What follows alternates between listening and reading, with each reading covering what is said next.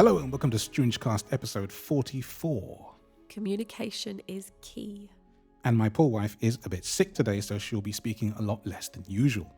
Yeah, I'll do my best. You'll do your best. Yeah. Well, I would ask you how your week is, so keep it to can you do haiku? A week in haiku. Week in haiku. I've been sick for 3 days. I can't remember what haiku is. Is it Lines 5? of 5, I think. Something like that. Oh. But yeah, I we're don't recording. have the brain capacity for You that. do not. We're recording on a Sorry. Thursday for various reasons. You'll find out later why. And I've been a bit stressed about today because I've got a very important thing that's happening this evening where I do this thing called musical chefing. And it's basically, I'm going to be sitting and writing music for a podcast that is not mine. And I'm doing it in front of a live audience on Zoom, and they are going to direct what happens. So I was awake at 3:38 this morning, and I've not been back to sleep since. Or if I have, it's only been a light doze. And then there's this episode, which I'm very excited about because we have somebody here in the studio, but they will answer the quiz question in a moment. How's about that? What is our quiz for the week? So last week's question was, which kind of bulbs were once exchanged as a form of currency? What is it, Sir Guest? Tulip bulbs. Yeah. Tulip bulbs, yes. And you even wrote it in the YouTube comments, didn't you? I did. And the only reason I know this is because I was on holiday with my wife, except she wasn't my wife then. It's when we first started going out, 2017. And we went to Greece and we went to an open air cinema on a rooftop. It was completely mad. And they played this, film about the tulip madness in Holland. And because it was a Weinstein film and because he was all in the news and it was all very controversial, it wasn't in the UK, or at least it wasn't as prominently released in the UK, I don't think. And I had no idea. And my favourite scene from this film is that there's a guy sort of carrying a tulip bulb worth thousands to sell in Holland, but there's all these riots that are taking place around him, and he could honestly be killed at any moment, but he survives. He gets through to the end of this thing, and he gets back to where he came from, and the person says, what about the tulip bulb? Did you sell it? And he kind of goes, what, the onion? Oh, I ate it. Oh my God. he was That's just so tragic. Wow. Yeah, he was just some guy that was, I don't remember the whole story, but he was just some lowly guy that didn't know what he was carrying, and I ate it. Imagine eating thousands. That's like eating cryptocurrency or losing crypto wallet. Yeah, almost the same. Throwing a hard drive in the bin.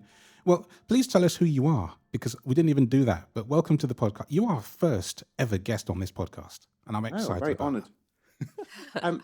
So I'm Ed Pourtahmasbi. There'll doubtless be a few people that know me that also know Andre. I've known you since 95, 96. I reckon Yeah. best part of 30 years, right? We met in Worcester School for the Blind, but I didn't actually go to Worcester. I went for a visit. And then years later, I met you at Royal National College for the Blind. And then years after that, we got back in contact and WhatsApped a lot. And we send a ridiculous amount of WhatsApp voice messages to each other. Every day, pretty much. It's great. Yeah. And I think one of the things that's kind of kept us talking and the reason I'm here today is because of our shared perspectives on relationships. Both of us have sighted wives. We both now have children, although mine are a lot younger than yours. In fact, one of mine hasn't even been born yet. And I guess the reason I'm here is because we were talking about the subject we're going to talk about. And then I said a few things, and you were like, I've never heard it articulated in that way before, and maybe we should do a podcast and share our experiences. We will. But before we do that, do you want to give this week's question? Yes, I do. If you can find it. No, I have it. On what musical instrument would a player perform a paradiddle? That's a good one. Yeah. And I knew it straight away. You did know it. Should I make it multiple choice or should I just leave it up to the people? What do you think? Leave it to the people. Okay. And see what they say. Well, there you go. It's a fun one. Do you know this, Ed? No, I don't. Good. But I've heard the word. Yeah, it's a good word. I actually like it. It sounds like, I don't know, it sounds like some kind of thing you would... Paradiddle. Paradiddle. It sounds like a thingamabob word, doesn't it? Oh, what's that paradiddle? I can't remember. Yeah. Do you think if a musician needs to go to the toilet, they could perform a parapidal? Is that a Oh thing? wow. Oh dear, that would work. Yeah, that would work. So Ed, it's been a long time in the making, and it's funny because as someone who has said that you hate podcasts, you're on one now, so you can no longer hate podcasts. It's official. Yeah. I've dragged you in, and we don't let go. Welcome, and great to have you along with us. So, yes, communication is key. And the thing that Ed said to me the other day was about, well, you explain it. Why am I going to talk on your behalf? That's not the way it should be done. So this will be a bit of a brain dump, but hopefully it all makes sense. And I should preface what I say with saying that this is just my opinion, right? And it shouldn't need to be said, but I think some of this stuff can kind of get people's backs up, and Yes, it that's can. not at all what it's intended for. But it's what we're going to talk about today is it can be a little bit, I guess, taboo and a bit sensitive. So just keep that in mind, that what I'm saying is just my point of view, and likewise with Andre and Kirsten, but they're a lot nicer than me, so I don't need to say that. So we were talking about holidays because Andre's going on a cruise with his family soon, and his kids are not grown up, but pretty grown up. And I had just been on a holiday with my wife and my almost 2-year-old, and my wife is also pregnant, due in November. And we were talking about holidays, and we were talking about how different people have different expectations of the holiday. And we got around to talking about Andre's holiday and how you guys had gone on a 10th wedding anniversary cruise trip. Yeah. And how you'd found some situations difficult because obviously Andre needed taking around this great big clangy bangy ship that he didn't know, and you, Kirsten, wanted to do different things. And I started thinking back to my experiences with my different partners. So I've been with a blind girlfriend, and we didn't go on holiday, but we certainly, actually no, sorry, we did go on holiday. Sorry, I forgot about that. We did. And we've been traveling a fair few places. And then I've been with 2 sighted women in long-term relationships, the last of which obviously became my wife. And we've been on some very different types of holidays. So I have quite a broad range of experience. And I've also had experience without children and with children holidays. And we started talking about this, and I said, and this is the brain dump, so forgive me. I think this goes back to a really tricky point, and maybe a bit of a taboo point that people don't really discuss, which is that when you are a fully able-bodied person with a disabled person as a partner, like, people accept it, but generally I think that you're kind of left to your own devices to get on with things. And you could argue that that's the case with any relationship, except that there are things you're going to do as a couple which there's no one really to guide you how to do. There's no precedent for. Because with a normal couple, if man wants to go and do man things and woman wants to go do woman things, it's fine. You can go off and do them. You can meet up at the end of the day. With a blind and a sighted person, which is the example I'll use because it's all I know about. And it's what we are. And it's what we are. I think I am. Am I still blind? Yep, I definitely still am. Last time I it's checked. different. Yes, it's different, right? And it's not always easy, I guess. And that's the point in the episode, right? Communication is key, because without communication, you don't know what the other person wants. And sometimes what you want might make absolutely no sense to a blind person. I'll stop Or rambling. vice versa as well. Summarized properly? Or vice versa, because what I might Yeah. want, what you said to me, which really resonated, was that you just wanted to sit on your own and read a book. Yes. And I turned around and I said that to you as well, to my lovely wife over there. And after getting off the chat with you, I said that. And I said I never explained that that's all I wanted sometimes, because I didn't know that I could say that without it just being really rude. I think when That's the someone thing, else says isn't it it? for Us you. not. There are these awkward things that from both sides need to be said, Yes. but neither wants to be the one to say it to upset the other person, particularly if you're on that holiday. And that's what we found, for We did. our trip, wasn't it? That it was frustrating, I guess, individually. Yeah, that we couldn't do exactly what we wanted because neither of us would say, actually. this is what I want. Yeah. I'm going to make you talk a little bit. I'm sorry for that. But No, that's can fine. you talk a little bit about Cirque du Soleil? About us going? Yeah. Yeah, so they had, the last cruise that we went on, they had a Cirque du Soleil performance, which was incredible. And it is one of my favourite things to go and see. But obviously it is incredibly visual. So we did get tickets and we did go. And actually, what I found, this is slightly to the sideline, but the story and the premise of it was actually a superhero, I guess he was, who had no sight, which blew my mind that was what like we'd gone to see, and it was amazing, and this was the show that they were putting on, and like it was incredible. But it meant very little to you because it is all visual. It's not described. I can't sit there and say. And it would have been rude to talk over the performance. It would have been rude. There's so much going on. I could not have described that to you. So really, you're just sort of sat there listening to the music, which also is great, but it is just a backing track. It's not like it's live music or anything like that. The irony for me is that it wasn't actually audio described. You're talking about a blind hero, and it's not audio described. Yeah, because I know it's a cruise ship, and that's very first worldy of me, but I don't think it is. I think it's just that still isn't a step that has been taken to make things like cruise ships.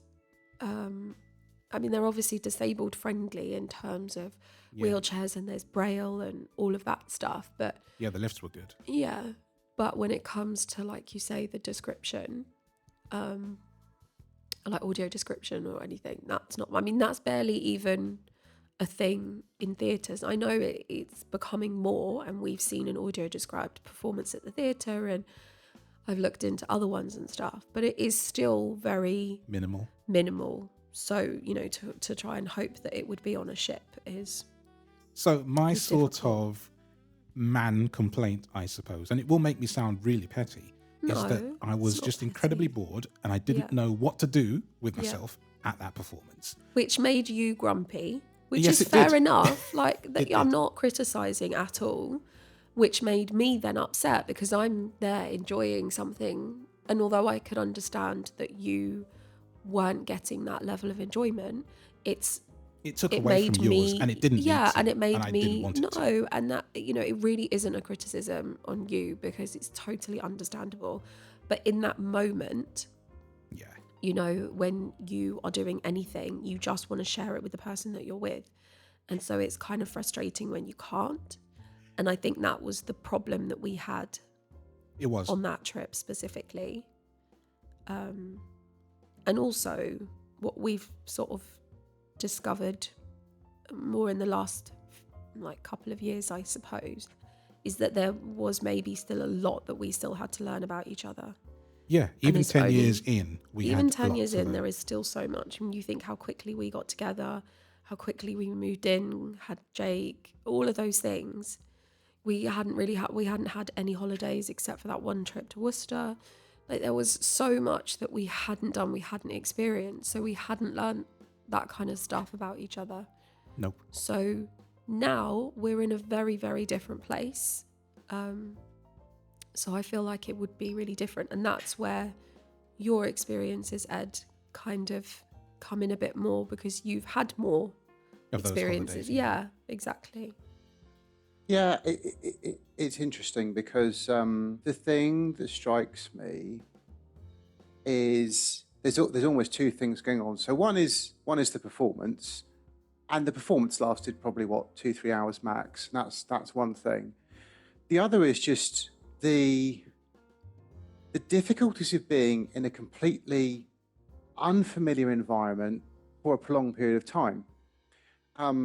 I went to the Galapagos Islands when I was just before I met my wife, actually, so 2016. And it's something I'd wanted to do for a long time. And we went around Ecuador, through Colombia, went up to Galapagos. The holiday was 3 weeks long, and it was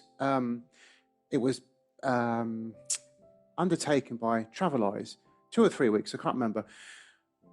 I was so claustrophobic by the end of those 2 or 3 weeks because I had to be guided everywhere. Yeah. To the toilet, to the places we were going to, often on the coach. Like literally someone had to go. I could never walk freely by myself. All I wanted to do at the end of the day was go to the hotel room or sit on a balcony.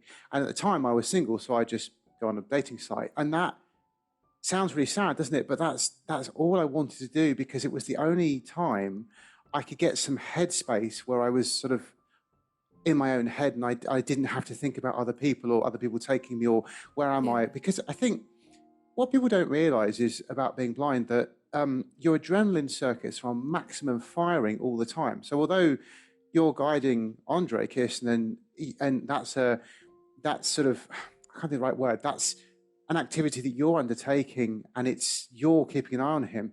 Andre's also guiding himself because he's avoiding stuff and getting out of the way of things and listening constantly. So he's probably knackered after a day of that, just as you're knackered from guiding him.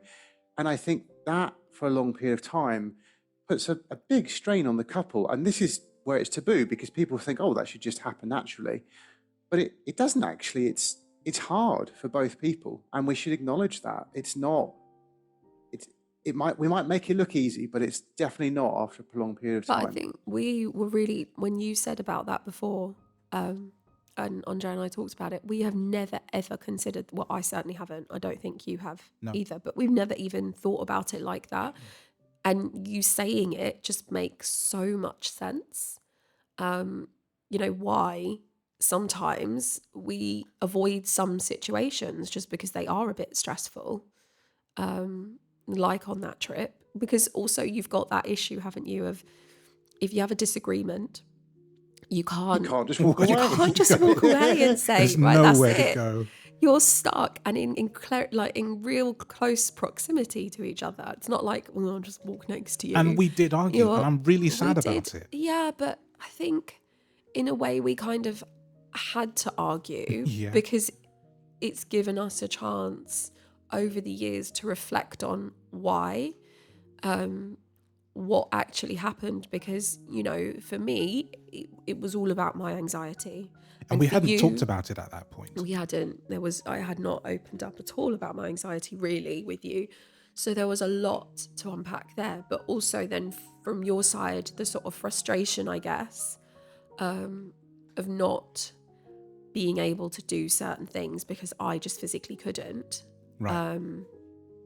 So there was, sort of a lot on both sides. But had we not had that kind of experience and that trip, we wouldn't have talked about it. We wouldn't have discussed all these different things. We wouldn't have come up with ways of actually how we can make that better for each other. You wanted to give Andre the best holiday you could and take him to all the things he wanted to, but couldn't necessarily do that. And Andre, you wanted to just have some time to yourself, but didn't want to say that because it would look like you weren't grateful for the things that Kirsten was trying to do. And the two are mutually not compatible, right? They're just tricky to meld together. Yeah. All of the above. And I think as well, there's a guilt association, like, I just want to be on my own for half an hour to an hour, but you didn't want to go anywhere, and because of your anxiety, which I didn't know about. Yeah. So when you said, I said to you at one point, do you want to go to this performance by yourself? And you're like, I just can't. Yeah.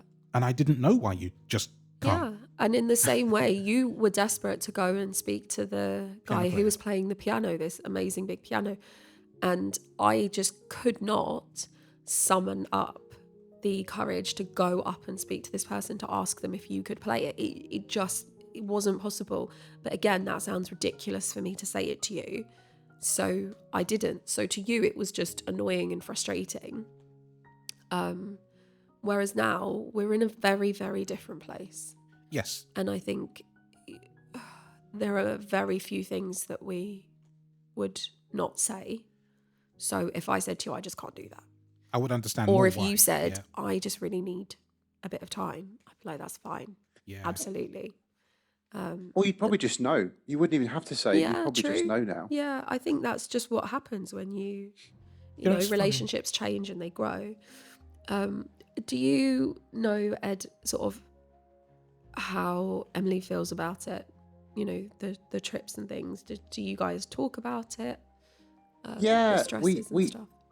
we do, and it's something that's I guess evolved over time, because when I was with my ex Becca, I'll take this back to the beginning. We would do very much an activity based holiday.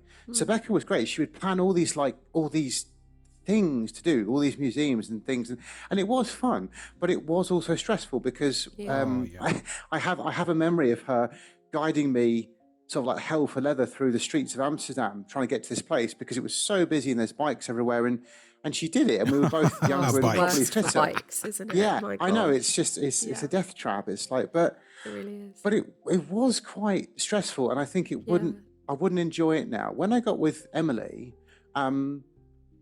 we discovered what we call the Heathfield holidays. Her surname is Heathfield, and basically we go to a beach, and the hotel is near the beach, and we get books and we sit and we read and we swim in the sea. Yeah. And That's because really we both nice. have really, really busy jobs. That's what we do, right? And we just sit on the beach.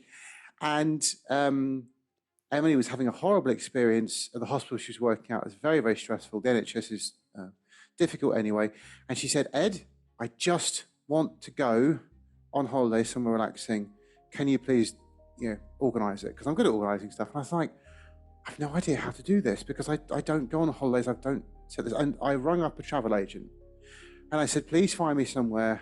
And they said, right, there are these 6 resorts. It's all catered for. You just go, all the food's there, the beach is there. I'll send you 6 resorts, send them to your wife. She can pick the best one and we'll go. And that's what we've done ever since, because we know the food is there. Yeah. She doesn't have to cook it or find it. The beach is there. We both want to go on the beach. Parents, that's really important as well, isn't Oh my it? God. To have everything there with you. Parents is a whole different thing, which I'll get to. But that was what we did for years. We went to a catered place, and we always started the conversation with, I want this to be a holiday where we're both happy, where you, Emily, do not have to think about guiding me around for the whole day, and 100%. where you can sit on the beach. And that's how we do it. And I suspect as our kids grow up, and as Emily feels that she can leave them with me or leave them with other people more, she will go on holidays with them or with her parents or with her friends where she can see the sights and do more. Because I don't want to walk up some hot path in India to see the Taj Mahal, which I can't see. It just isn't going to be fun. Thank you. But that's what we have. That's what we've done. I've taken the kids away because it's been very, very kid focused. We've talked about that before, haven't we? And or I'll go away with my sister or whatever it might be for those kind of trips. They are not us trips. No. With children, oh my goodness, it's a whole different. So we went somewhere this year. Emily's mum had rented out a house. It was very kind of her, but it was difficult. Well, yeah, the house was lovely, but it was all stone and steep steps and tricky. Oh, no. And all Sam wants to do is run around. And how old is Sam for the listeners? Sam is 21 months. And it's really hard, even if you're sighted. It's even harder when you've got a blind person and a toddler. Wow. And, and I think we have never been so stressed. It was no one's fault, but it's just very difficult. Yeah. And so that holiday was basically our first cruise. We'd never do it again. Not like that. I would be willing to bet it was more stressful than your first cruise, only because... Oh, it was, yeah, I can imagine. Because we couldn't control Sam. Yeah, exactly. He was... And Emily said, I just feel so guilty because I've just got to leave you to look after Sam. I said, honestly, hon, I'd rather you just left me. I'm an adult. I'm fine. Go look after the baby. He's running away down those stairs again. Oh my God. Don't break your head, child. Oh, God. Don't break your head. Exactly. So I think, again, we're going to have to rethink this because we're going to have 2 kids next year, one of whom will be a newborn. So yeah. I'm just laughing because I've already been there, done that. Bye.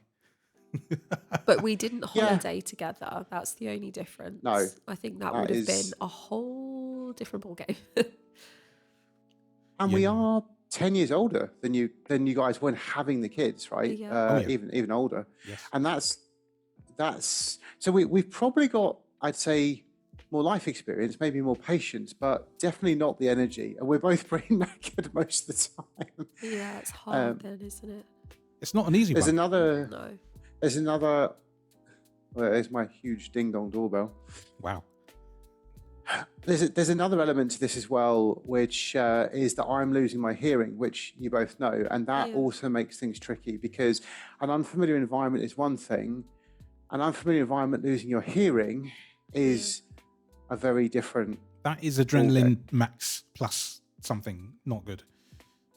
Hey, adrenaline left by the time I had finished that holiday. No, Oh. I remember you messaging me from the place, and you were just like so livid at the situation. And it wasn't really that you were annoyed at the people, just the house and Place. you said it was sharp and spiky on corners and I stuff. found a nail sticking out of a wall, and I was like, "What do I do about Oh this? my Like, God. it's just a nail sticking out of a wall." You know, hacksaw. Jeez. Oh dear, it's fine. It's just it's one of those things. But it's interesting what you guys have talked about because there is no one to guide you on this sort of stuff unless someone has been in that situation before, I suppose. No. But we know a lot more about each other. And since our kids are older and they didn't come on the first cruise and they are coming on this one, we are going to have a much better time because, one can go off with one parent and one with the other. And I think that's going to be the thing that makes the holiday what it's going I to think be. we've just really focused on making sure that everybody is catered for on this trip. So Definitely. We've booked a room or a cabin that has 2 rooms. So the kids have their space, we have our space, and then there's communal space. So, when you do say, I just need to, or I just want to sit on the balcony and read my book, that's absolutely fine. And also, I don't have to miss things that I really want to do. Well, this is it, because because you they're can not take for one both. or the other or both of them. Yeah. Because before, you couldn't have gone off and done that on your own because it was just you and I. No. If and we'd have had somebody else with us, yeah. it would have been different again. Yeah. And I mean, just to sort of, I know it's very specific talking just about the cruise, but one of the things that I find difficult, and I assume that other people who are sighted that have blind partners, maybe they feel the same, maybe they don't. I sometimes struggle when I feel like I'm the one that is in charge. Yes. Because I have to be. When we're navigating, make all the decisions. Yeah, I have to make the decisions. I Yeah. have to get us in the right place. I have to. And it's not like I can help with that. Like, No, which that's way, it. what When does this we're sign in say? the airport and I'm trying to figure out, is it this way or that way, or am I doing this right? Or That's really when tough. we're walking around the cities and am I lost? I mean, I know you've got phones and all of those different things, but it's a lot to sometimes when it doesn't necessarily, well, I don't want to say it doesn't come naturally, because obviously I'm in charge all the time. We've got kids. That's kind of a given. But it can be a bit daunting to not be able to say to somebody, Help me. What do you think? Because if I said to Yeah. you, well, I think it might be this way, but I'm not sure, you'd be saying, I don't know. And in a foreign country, that can be really daunting. Even at the best of times, it is.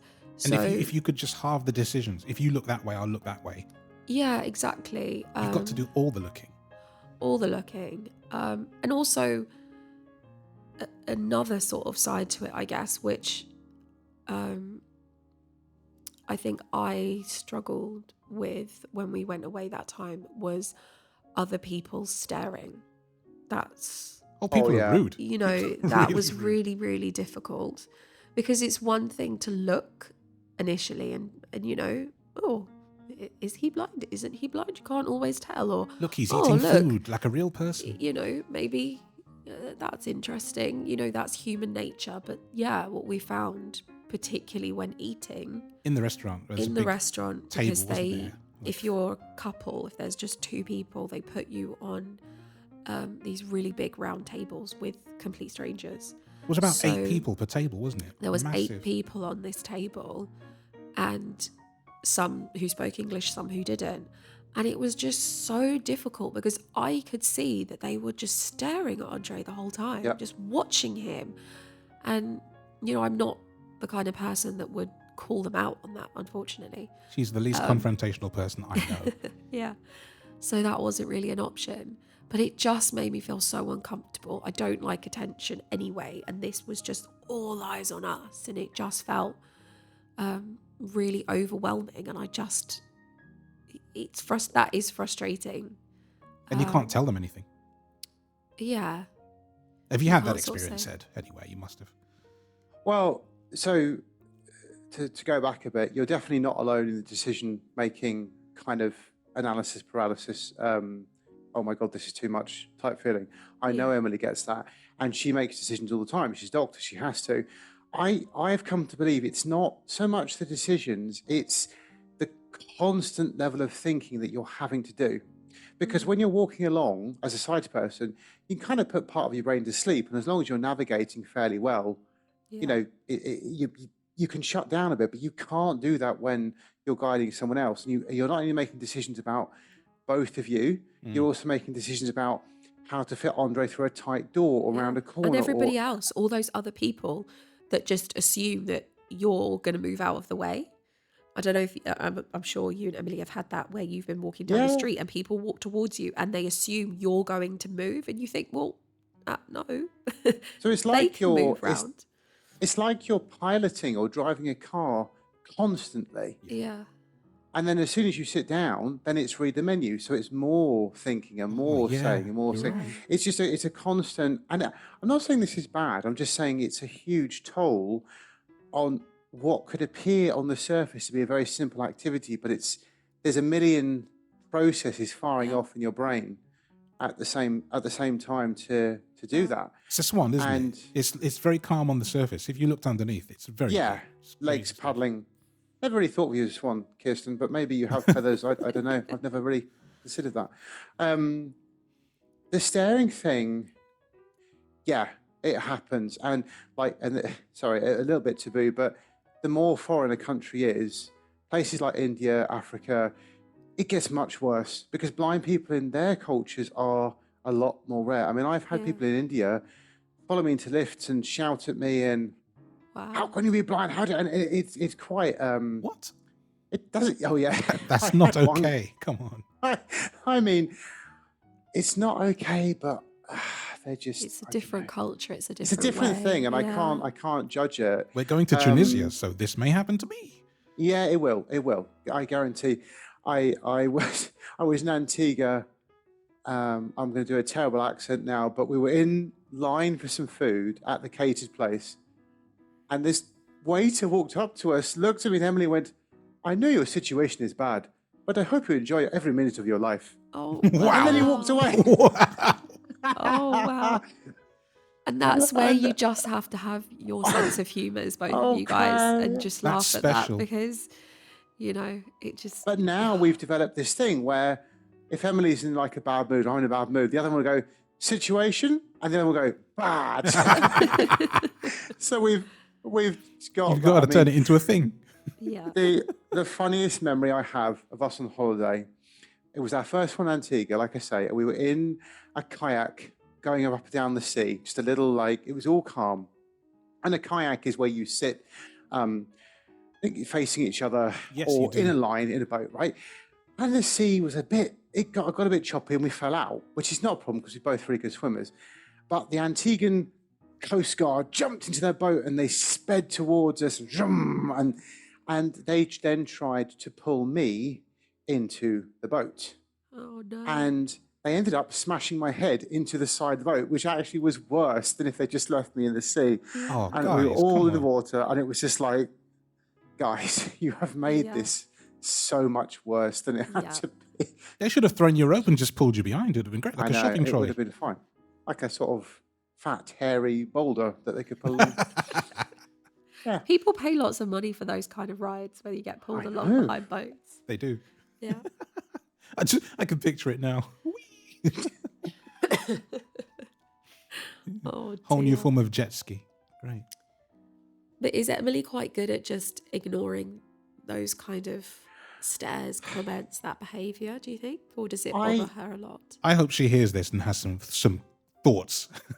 I think she's good at ignoring it, Yeah. but she's also very good at hiding her feelings because she's a doctor. So there's Yeah. going to be times when I do recall one event we went to, and we were early on in our relationship, and I won't say what the event was in case anyone ever hears this and works it out.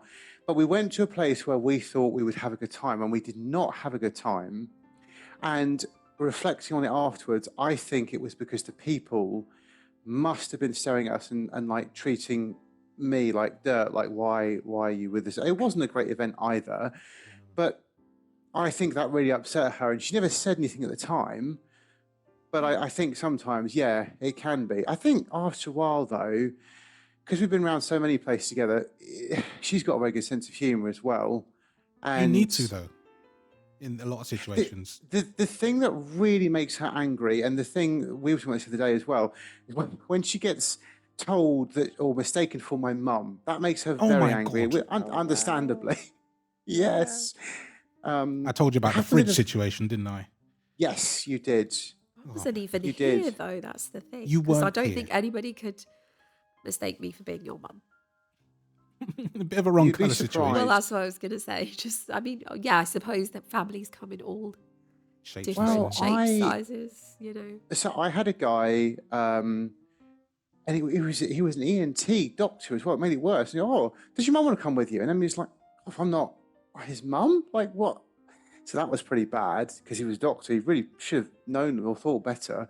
Yeah. And then another time I walked into a flower shop and said, want to choose some flowers for my wife. And Emily was with me. And then after choosing them, the woman said, does your mum want to bring you to the counter? I was like, What? you remember this is my wife that I've just chosen flowers for. Oh, that's so harsh. Poor Wow. Emily. But my best response to this was at a party where this guy, clearly a blind person, couldn't be with a woman. Why would that? And he's like, oh, is that your sister? And I said, would you kiss your sister like that? I don't think so. Like, does that, Yeah. That's nasty. yeah. Oh, dear. So I don't know, in answer to your question, Kirsten, I think she's good at dealing with it, Yeah. but she's also good at dealing with it, if that makes Yeah, sense. I- You guys should have this totally- conversation if she hears this, and even if not, because the thing is, we've opened up kind of a potential can of worms, and I hope it's a good one. Normally, cans of worms are bad, but I think this is really interesting and very serious topic in some ways that people Yeah. do need to discuss Yeah. and say, how do you feel about X, Y, and Z? Do you find people staring rude, and do you ignore Well, it, because or do I you stare spoke them to down? Jake about it that time. Jake doesn't give a damn. No, he doesn't get done, but he does get annoyed when people are staring at you. And No, he yeah, said, what I more mean though is he will just stare back. oh, yeah, that's what I was going to say. He gets annoyed. And he said, for example, when you guys are on the tube, and he will, if he's sat and he sees that someone is just staring at you, he'll stare them out, like to make them feel uncomfortable. He's very good at that. He is very good at that. He just is a complete natural when it comes to guiding you. I and feel sort of just having that. he's one of the most safe people I've ever been guided by Yeah. in the entire world. Yeah. And that is honestly one of the most amazing and also proud as a parent things I can ever say about my child. Yeah. He's stunning. How does Jake find me? I'm curious because, like, he doesn't know that many blind people that get us. Like, how does he find doesn't. me in my? Very competent. Yeah. No, he likes you. Because I said, 'Cause again, is it different guiding me versus you to the stations? Like, no, you're both very good. Some people he's guided if you've been, quite draggy. Some people, they kind of pull you Yeah. back as you walk.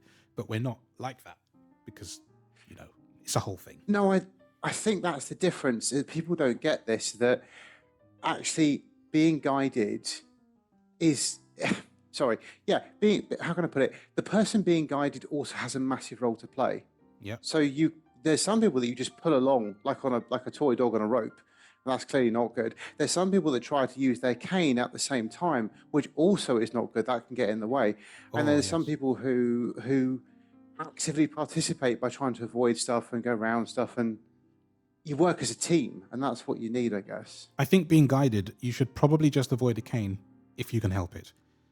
I don't mean don't carry one. I just mean don't have it out unless you're trying that's to really get around interesting, people. 'cause So all I the do have people- mine I do have mine out for a very simple reason. When it comes out, Yeah. people clear out of our No, way a out lot is good. faster. Yeah. But trying I to say use it at that the to same you time, bad. sometimes, don't I? Just You bring do. it out so people can You do. that they know. But what were Emily you will going frequently say to say? me, "Get your beating stick out, will you?" And then when we get it out, people clear out the This way. is a joke I have with Jake, actually, because one time we were walking through the station and I said, Wakanda forever. And so now my cane is called Wakanda, because if Wakanda. people get in the way, I will just whack them.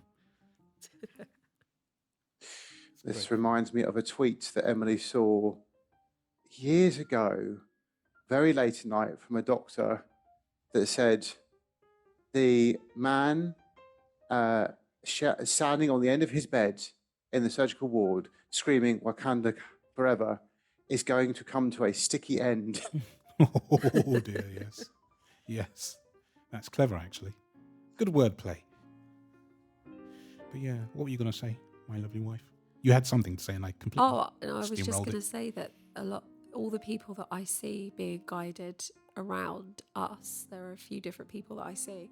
They all have their canes. I don't think apart from you guys, I don't think I know or have seen anybody out and about who's been guided who does not have their cane in use at the same time. So it's just interesting. You know, you guys have a different I opinion have of that, I total guess. trust in who I'm being guided by, unless your name is Wade. And then it's all bets are off.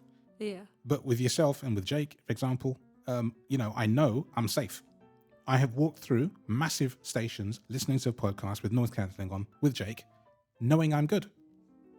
And that's a whole level of trust. And I think we're two people wide when you're being guided. So to have a cane as well, I just think it gets in other people's way more than helps you. That's just how I see it. Now, having it out and straight up and down, holding it, that's different. But actively using it while being guided, I don't know. It's very hard. Yeah. Someone's going to get tripped over. Yeah, and it probably isn't going to be you. No. I think the worst thing happened to me with a cane once. I was actually on a mobility lesson, so it's kind of ironic. But I was crossing a road, and there was a guy not looking. This must have been like late 90s. And he stood right on a joint. Just cane I snap. went snap. Yeah. And the mobility instructor just sort of huffed and goes, well, I'll have to walk you home guiding you, won't I? It's like, there's nothing else I could do about that. And it was a good job I was out with somebody sensible and not on my own. I don't know what I'd have done. And this was kind of pre-era of mobile phones. I would have just been a bit screwed. Joy. Yeah, so I had that in when I was going to work one day, and some woman dashed in front of me, stepped on the cane, snapped it, and I had good hearing then, so I could hear what she was doing. And she looked back at me, and you could see the oh crap moment in her, and then she just ran away. Hit and run. Literally, snap and run, and then I was left in the middle of the crossing, and really luckily for me, someone said, I've just seen what happened. Can I help you? And I got them to take me to my office. And I went to the office, got in, and I rang up my local blind vision support group thing. And they had a cane waiting for me at the tube station when I got back, which is awesome. But I always carry a backup cane now in a laptop bag. That's really good service. Yeah. Merton Vision, very good. I must make a note of that, actually. But yeah, see, communication is key. She could have at least said sorry or something, but she didn't. She just ran. Ran away. Just rude. Well, I think I'm glad that we've articulated this because it's very important. It's really important, and I think when you're two blind people on holiday, or in most situations, you kind of get it. You know what the other one might be feeling. Yeah. But it's really hard if one of you's got a physical disability and the other one hasn't. There's a lot to play through there. But it's different because mostly our disability is an invisible disability. So unless you have a cane out, so when I'm sitting and eating, my cane is not, prominently on the table. So then you get stared at. Or if I'm walking through a really busy place and it's not out, people don't move, like you said. And that's why. Yeah. And so having an invisible disability sometimes is possibly more difficult than not having one. Or it's invisible until it's too late. So if they look at you, of course they'll realise within a few seconds, but by then you're crashing on top of them. It's far too late. And my eyes open. I think you have normalised too. I can't remember. No, mine are very, very deep set. So I think for me, it's a lot more obvious, and Oh, it Casey, is probably, um, mine look yeah. all So over the it, place.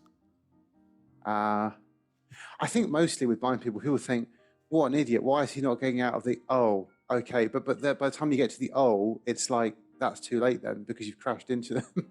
Yes. So Yeah. there's We find that in crowded places, don't we? Like with canes out and people Yeah. crossing the street. And do you want to tell our Amsterdam story when I got out of the cab?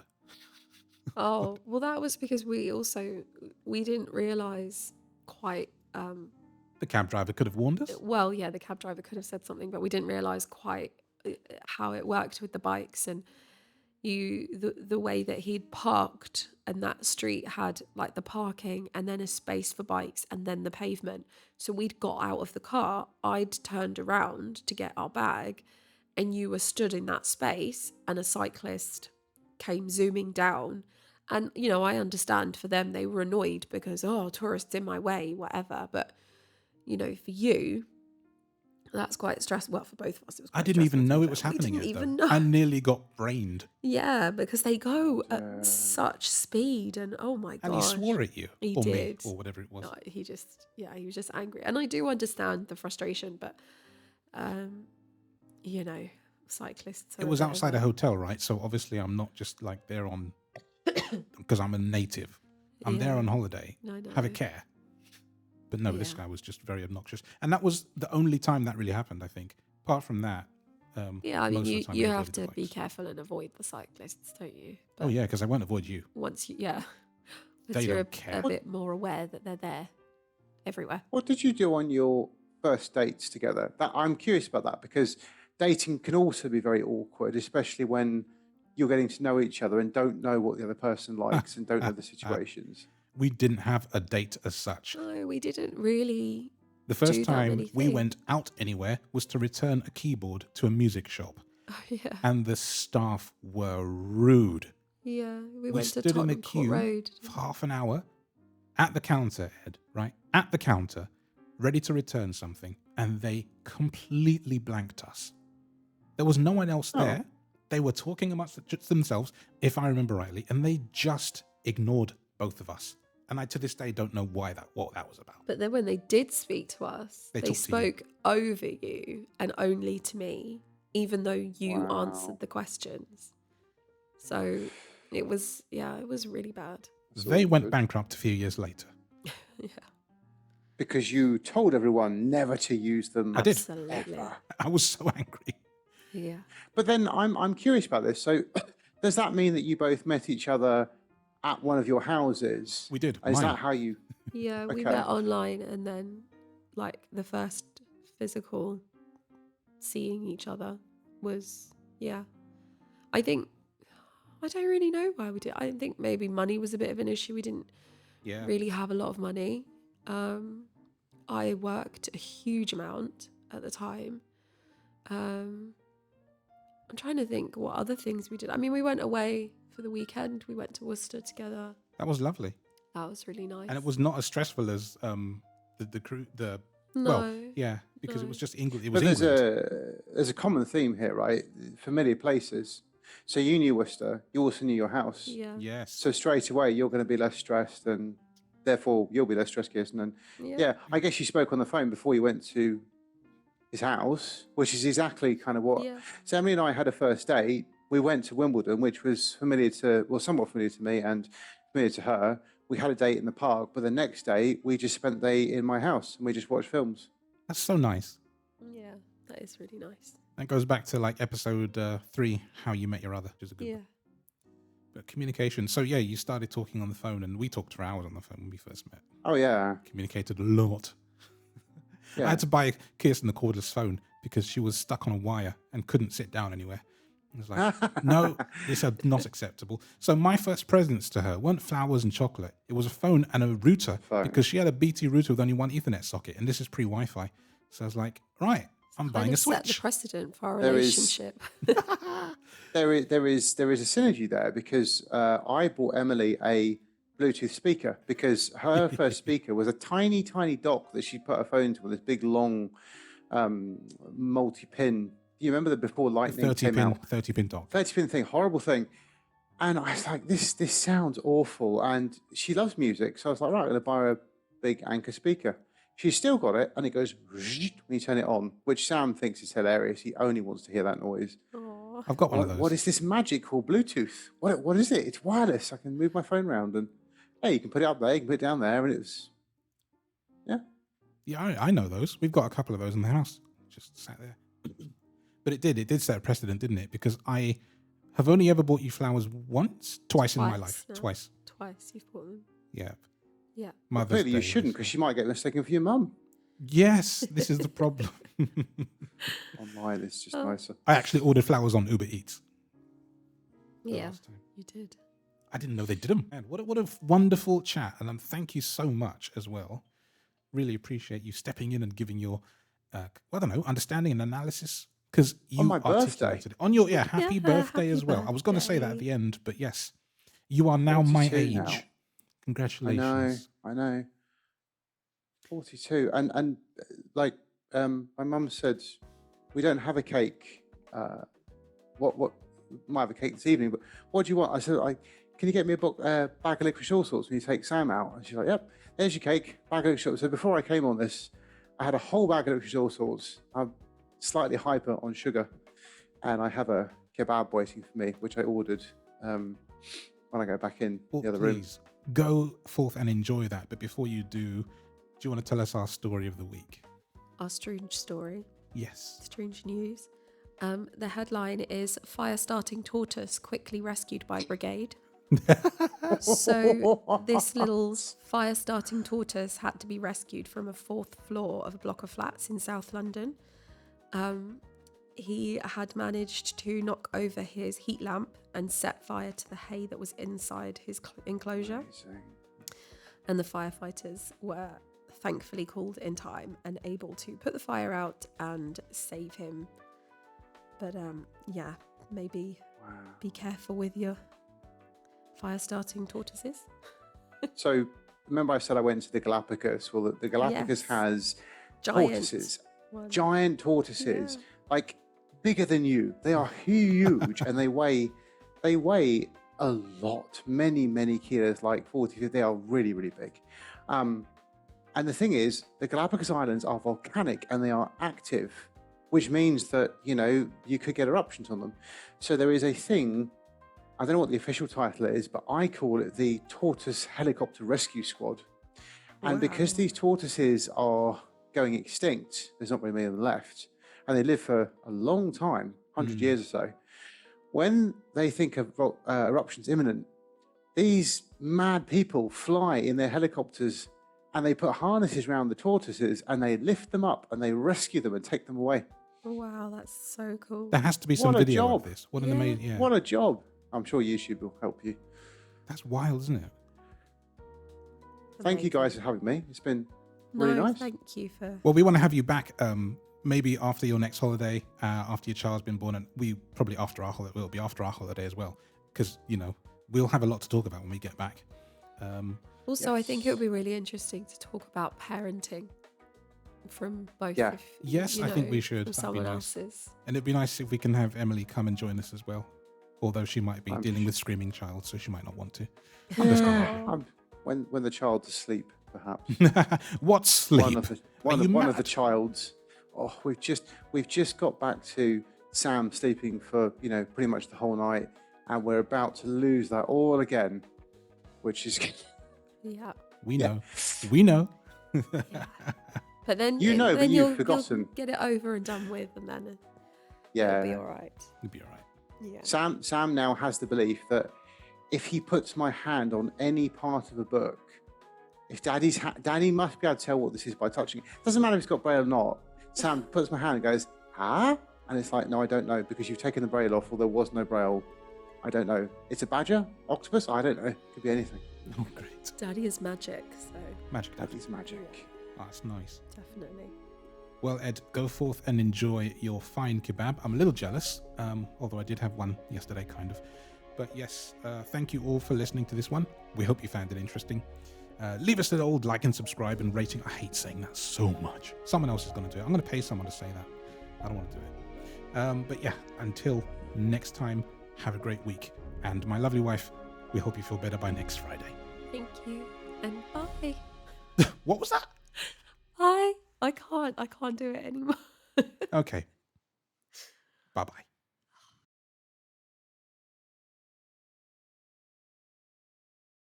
Great, guys. What do you think, Ed? Yeah, I think it's good. Hopefully it sounds all right.